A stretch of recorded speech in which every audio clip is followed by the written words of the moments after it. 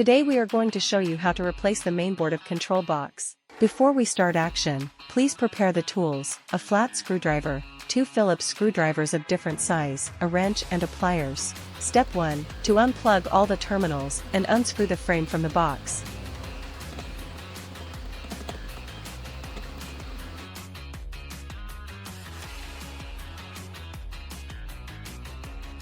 Power switch is not easy to remove, here you may need the pliers. Step 2. Unscrew the 5 screws to disconnect mainboard from the frame, using wrench to hold the nut as necessary. Then remove mainboard from the frame.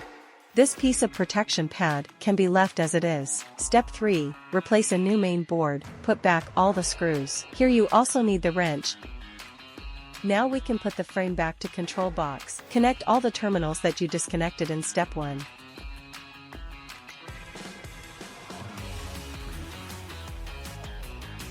When you connecting the terminals for power switch, please note the switch direction should be like this.